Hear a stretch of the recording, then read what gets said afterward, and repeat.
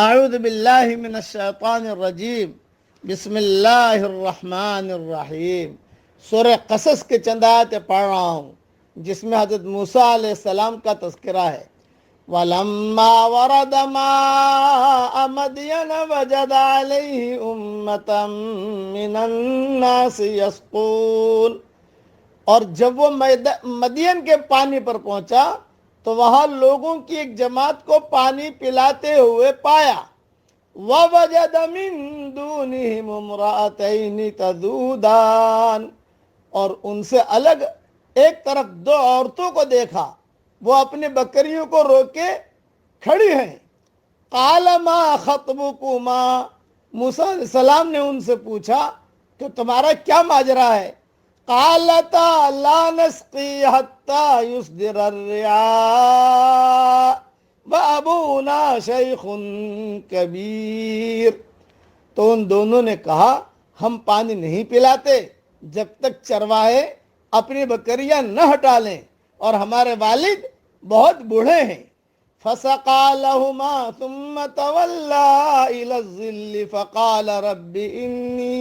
فقال رب إني لما أنزلت إلي من خير فقير، تو حضرت موسیٰ علیہ السلام نے ان کے جانوروں کو پانی پلایا، پھر سائے کی طرف ہٹ گئے، پھر کہا اے میرے پیارے رب، آپ جو چیز میری طرف خیر میں سے اتاریں میں اس کا محتاج ہوں۔ فجاءته إحداهما تمشي على استحياء، پھر ان دونوں میں سے ایک آئی شرم سے چلتی ہوئی۔ قالت ان ابی یدعوک لیجزیک اجر ما سقیت لنا، تو اس نے کہا میرے والد آپ کو بلا رہے ہیں کہ آپ نے ہماری خاطر جو پانی پلایا اس کا آپ کو بدلہ دیں۔ فلما جاءہ وقص علیہ القصص، پھر موسیٰ علیہ السلام جب ان کے پاس گئے تو ان سے سارا قصہ بیان کیا۔ قال لا تخف، تو انہوں نے کہا اندیشہ نہ کرو، نجوت من القوم الظالمین، تم ظالموں سے اور ظالم قوم سے نجات پا چکے۔ قالت احداہما یا ابت استاجرہ، ان میں سے ایک لڑکی نے کہا کہ ابا جان اس کو ملازم رکھ لیجئے۔ ان خیر من استاجرت القوی الامین، بہترین آدمی جسے آپ ملازم رکھیں وہی ہے جو مضبوط ہو، امانت دار ہو۔ قال انی اريد ان انکحک احدی ابنتی ہاتین علی ان تأجرنی ثمانی حجج فإن اتممت عشرا فمن عندک وما اريد ان اشق عليك ستجدني ان شاء اللہ من الصالحین۔ شعیب علیہ السلام نے کہا میں چاہتا ہوں کہ اپنی ان دو لڑکیوں میں سے ایک کا نکاح تمہارے ساتھ کر دوں، اس شرط پر کہ تم 8 سال میری ملازمت کرو، پھر اگر تم 10 سال پورے کر دو تو تمہاری طرف سے ہے، اور میں تم پر مشقت ڈالنا نہیں چاہتا۔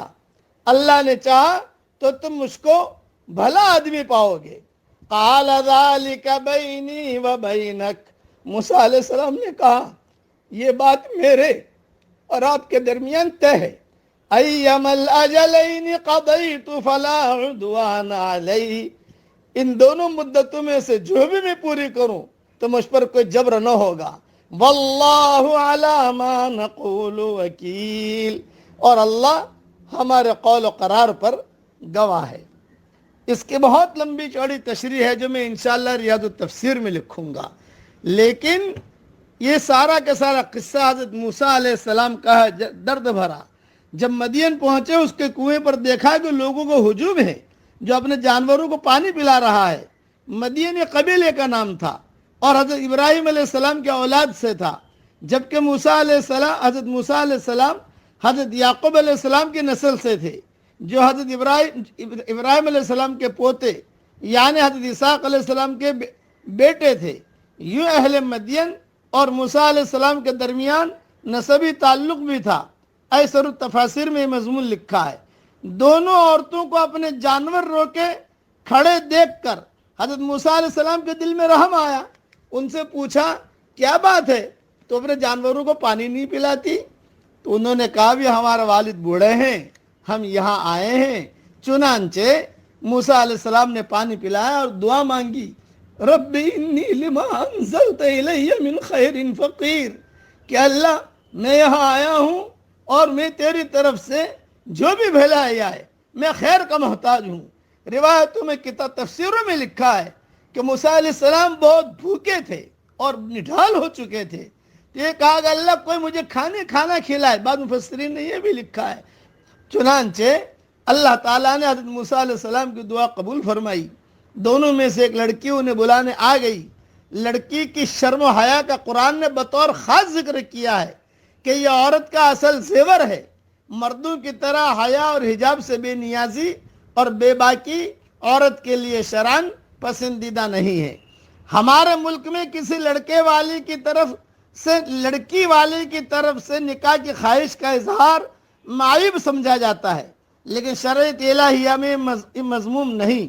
صفات محمودہ کا حامل لڑکا اچھا لڑکا مل جائے تو اس سے یا اس کے گھر والوں سے اپنی لڑکی کے لیے رشتے کی بابت بات چیت کرنا برا نہیں ہے. حضرت شعیب علیہ السلام نے خود نے اپنی بیٹی کے رشتے کی بات کی. یہ ہے حدیث شریف میں اس کے بہت قصے موجود ہیں. بقیہ تفصیل میری کتاب ریاض التفسیر میں دیکھ لینا انشاءاللہ.